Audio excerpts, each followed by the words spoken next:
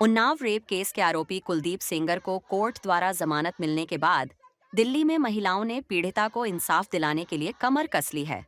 जी हाँ, हम ऐसा इसलिए कह रहे हैं क्योंकि दिल्ली में कुलदीप सेंगर की जमानत को लेकर कई महिला संगठनों ने जोरदार प्रदर्शन किया और न्याय की मांग की।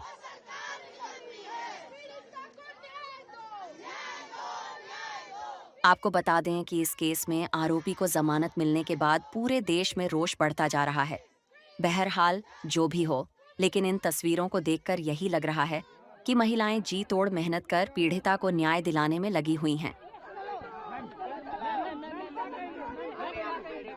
हमारी ये डिमांड है कि जो केंद्र सरकार लगातार जिस तरह से कुलदीप सेंगर जैसे हत्यारे बलात्कारी को बचाने की कोशिश कर रही है और हाई कोर्ट भी उन्हीं के दबाव में जिस तरह से अभी फैसला दिया है इनको अपील करने की, वो इनकी उम्र कैद की सजा बरकरार रहे और कोई अपील दलील नहीं होनी चाहिए। सीधा सीधा ये पॉस्को एक्ट का मामला है, लेकिन इसको इतने ढीले में हाई कोर्ट ने जो फैसला लिया, हम लोग उसके विरोध में प्रोटेस्ट कर रहे हैं। हाँ बिल्कुल, हम लोग जब तक बेटियों को न्याय नहीं मिलेगा हम सड़कों पे उतरेंगे, सड़कों पे रहेंगे। हमें सभी बेटियां जो है वो सुरक्षित चाहिए।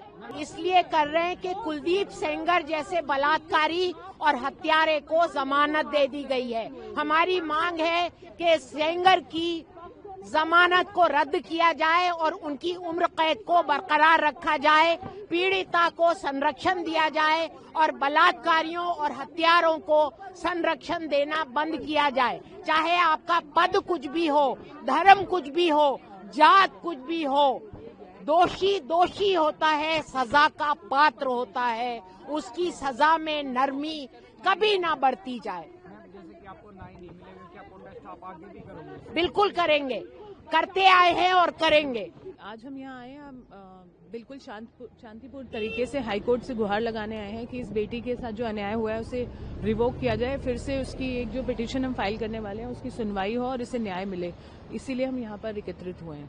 जैसे कि न्याय ना मिलता तो क्या आप इससे बड़ी भी प्रोटेस्ट करना पड़ेगा? जी करेंगे, अगर हमें न्याय नहीं मिलेगा तो प्रोटेस्ट करेंगे हम, और ये हमारा अधिकार है। हमारी डेमोक्रेसी में ये पूरा अधिकार है कि अगर आपके साथ अन्याय हो रहा है अपनी आवाज उठा सकते हैं। अगर आवाज उठाने को आप कोई भी नाम दे सकते हैं, पर हम डेफिनेटली चुप नहीं रहेंगे जब तक कि इस बेटी के साथ जो ये अन्याय हुआ है ये हट नहीं जाता। देखिए, सिर्फ इनका केस तो बच्ची का इतने सालों से चल रहा है। आज ये बहुत बड़ा सेटबैक है कि जिस तरीके से टेक्निकलिटी पे हाईकोर्ट ने इनको सेंगर को छूट दी है, और ये एक बहुत ही गलत प्रेसिडेंट सेट हो रहा है पूरे देश में। जो वैसे ही हम विमेन सेफ्टी, औरतों की सुरक्षा की बात कर रहे हैं, आप देख रहे हैं जगह जगह हर राज्यों में घिनौनी हरकतें की जा रही हैं, और ऐसे टेक्निकलिटी पे जब लोग छूट जाते हैं तो एक डेटरेंट नहीं बनता है। हम लोग तो जहां जाते हैं, जहां देखते हैं कि औरतों के खिलाफ कोई अत्याचार हो रहा है, तो हम कहते हैं कड़ी से कड़ी सजा होनी चाहिए, और खास करके रेप जैसे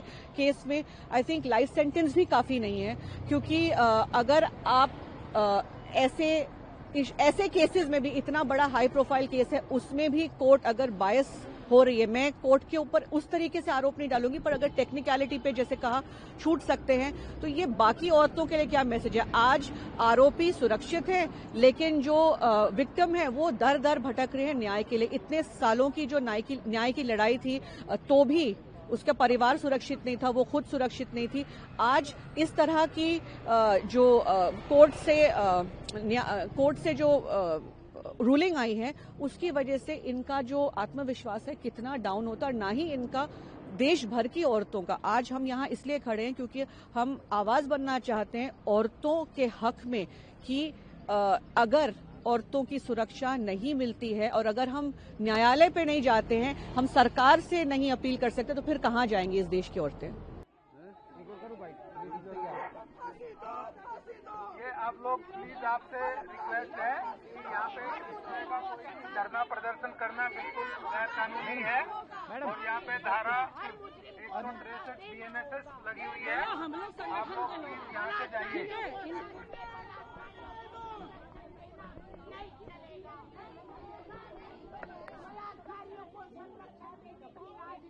बंद करो।